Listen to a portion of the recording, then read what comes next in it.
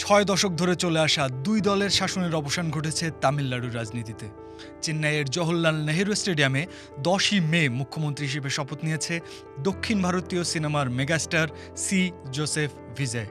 এই শপথের মাধ্যমে দ্রাবিড় রাজনীতিতে ভেঙে গেল ডিএমকে আর এআইএডিএমকের দ্বিমেরু আধিপত্য। থালাপতি ভিজয় নামে পরিচিত জোসেফ ভিজয়ের দল টিভিকে রচনা করল এক নতুন ইতিহাস। রবিবার শপথ নিয়ে চমকে দিল থালাপতি ভিজয়। সরাসরি কাজে নেমে পড়েছেন তামিলনাড়ুর নতুন মুখ্যমন্ত্রী। নির্বাচনী ইশতেহার পূরণে প্রথম দিনই নিয়েছেন বেশ কিছু সিদ্ধান্ত। 200 ইউনিট পর্যন্ত বিনামূল্যে বিদ্যুৎ দেওয়ার ঘোষণা দিয়েছেন। এছাড়াও মাদক নির্মূল ও নারী নিরাপত্তার জন্য বিশেষ টাস্কফোর্স গঠনের প্রক্রিয়া শুরু করেছেন ভিজয়। বিনামূল্যে বিদ্যুৎকে স্বস্তি হিসেবে দেখছে তামিলনাড়ুর মধ্যবিত্ত ও নিম্নবিত্ত পরিবারগুলো। গত কয়েক বছরে তামিলনাড়ুতে বাড়তে থাকা মাদকের বিস্তার নিয়ে অনেকবারই সরব হয়েছেন ভিজয়। ক্ষমতা পেয়েই মাদক চক্রের নেটওয়ার্ক গুড়িয়ে দিতে উচ্চ ক্ষমতা সম্পন্ন ইউনিট গঠন করেছেন তিনি। এছাড়া নারীদের জন্য ভয়হীন পরিবেশ নিশ্চিত করতে পুলিশকে নির্দেশ দিয়েছেন বিশেষ উইং খোলার। এর আগে সকাল 10টায় চেন্নাইয়ের জওহরলাল নেহেরু স্টেডিয়ামে শপথ নেন থালাপতি ভিজয়। তামিলনাড়ুর গভর্নর রাজেন্দ্র বিশ্বনাথ আর্লেকার নতুন মুখ্যমন্ত্রীকে শপথ পড়ান। শপথ নেন নতুন মন্ত্রিসভার 9 জন মন্ত্রীও। অনুষ্ঠানে উপস্থিত ছিলেন ভারতীয় জাতীয় কংগ্রেসের রাজনীতিক ও লোকসভার বিরোধী দলীয় নেতা রাহুল গান্ধী। এসেছিলেন ভারতীয় জনতা পার্টির রাজ্য পর্যায়ের শীর্ষ নেতারাও। রাজনীতিতে থালাপতির এই উত্থান আকস্মিক কোনো ঘটনা নয়। এটি ছিল দীর্ঘ পরিকল্পনা, কঠোর নিয়মানুবর্তিতা এবং রূপালী পর্দার গ্ল্যামারকে তৃণমূলের জনসেবায় রূপান্তরিত করার এক সুনিপুণ পরিকল্পনার পরিণতি। ভিজয়ের রাজনীতির প্রথম ধাপ ছিল তার ফ্যান ক্লাব ভিজয় মাক্কাল ইয়াক্কাম। এই ফ্যান ক্লাবটিকে একটি সুশৃঙ্খল সামাজিক সংগঠনের রূপ দেন ভিজয়। ভিএমআইকে 2009 সাল থেকেই রক্তদান শিবির, গরিব শিক্ষার্থীদের বৃত্তি এবং দুর্যোগে ত্রাণ বিতরণের মতো কাজের মাধ্যমে একটি বিকল্প সেবা নেটওয়ার্কে পরিণত করেন এই নায়ক। পরবর্তীতে এই সংগঠনটি তার রাজনীতির প্রধান শক্তিতে পরিণত হয়।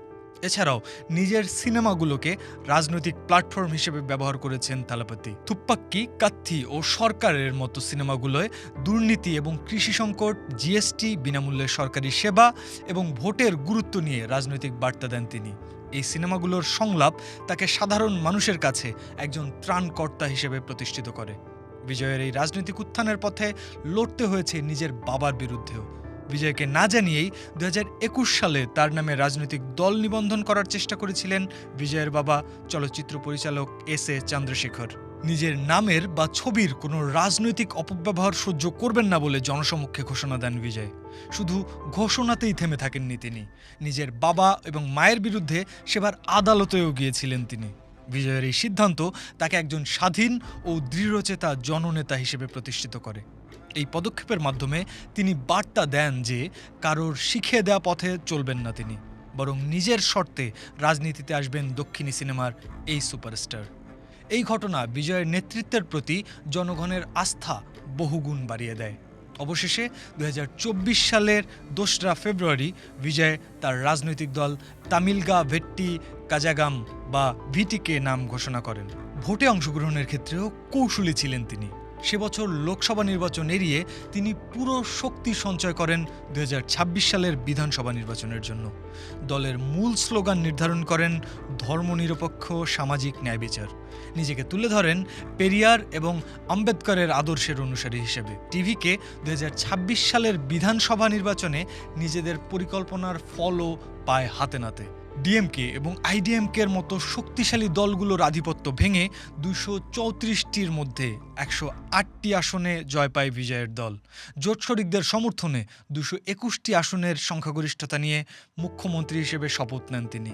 আর এরই মধ্য দিয়ে 1967 সালের পর প্রথম তামিলনাড়ুর রাজনীতিতে প্রধান দুই দলের বাইরে কোনো শক্তি চেন্নাইয়ের ক্ষমতায় বসল। ভিজয়ের অভিনয়ের যাত্রা শুরু হয়েছিল 1984 সালের শিশু শিল্পী হিসেবে।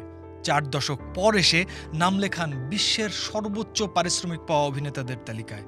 সিনেমার এই যাত্রার শুরুটা সহজ ছিল না ভিজয়ের জন্য। বাবার পরিচালনায় অভিনয় শুরু করে প্রথমেই নেপোটিজমের তকমা আর তীব্র সমালোচনা সহ্য করতে হয় তাকে। পুভে উনাক্কাগা বা কাদালুকুকু মারিয়াদাইয়ের মতো সিনেমা দিয়ে নিজেকে প্রতিষ্ঠিত করেন রোম্যান্টিক হিরো হিসেবে। হয়ে ওঠেন তরুণ প্রজন্মের হার্টথ্রোব। গিল্লি সিনেমার মাধ্যমে সিনেমায় অ্যাকশন হিরো হিসেবে নিজের জায়গা পাকা করেন বিজয়।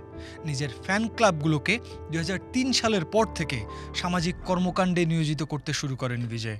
ভূষিত হতে থাকেন থালাপতি বা কমান্ডার উপাধিতে। থুপাক্কি থেকে লিও, তার প্রতিটি সিনেমা বক্স অফিসে শত শত কোটি টাকা ব্যবসা করে। থালাপতির সিনেমাগুলো কেবল বিনোদন নয়, দিতে থাকে দুর্নীতির বিরুদ্ধে রাজনৈতিক বার্তা। বিজয়ের রাজনীতির মূল মন্ত্র হল ধর্মনিরপেক্ষ সামাজিক ন্যায় বিচার।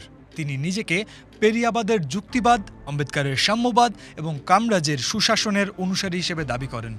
তবে তার সামনে এখন বিশাল চ্যালেঞ্জ। তামিলনাড়ুর উপর চেপে থাকা প্রায় 10 লক্ষ কোটি টাকা ঋণের বোঝা সামলে কিভাবে তিনি বিনামূল্যে বিদ্যুৎ বা অন্যান্য জনকল্যাণমূলক প্রকল্প বাস্তবায়ন করবেন, সেটি এখন দেখার বিষয়। সিনেমার পর্দায় বিজয়কে বহুবার দেখা গেছে অসম্ভবকে সম্ভব করতে। তবে রূপালী পর্দার গ্ল্যামার আর বাস্তব প্রশাসনের জটিলতার তফাৎ আকাশ পাতাল। এমজিআর বা জয়ললিতার মতো বিজয়ও রূপালী পর্দার জাদুকে দীর্ঘস্থায়ী শাসনে রূপান্তরিত করতে পারবে, নাকি তার এই জয় কেবল একটি ক্ষণস্থায়ী রোমাঞ্চ হয়ে থাকবে, তার উপর নির্ভর করবে ভারতের জাতীয় রাজনীতির অনেক সমীকরণ।